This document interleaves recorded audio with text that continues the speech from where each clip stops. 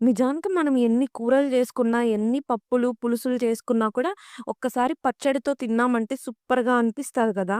అదేంటో అన్ని కూరలు, అన్ని పులుసులతో తిన్న టేస్ట్ రానిది ఈ పచ్చడితో తింటే చాలు భలే అనిపిస్తుంది.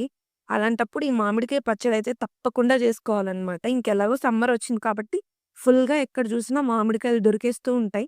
సో, తప్పకుండా ట్రై చేయండి. దీనికోసం అయితే ఫస్ట్ మామిడికాయ ముక్కల్ని చిన్న చిన్న పీసెస్‌గా కట్ చేసి పెట్టుకోండి. అలాగే ముట్ట తీసేసి దాని మీద ఉండే టెంక్ ఉంటుంది గదా! అవి కూడా నేను యాడ్ చేస్తున్నా అనమాట.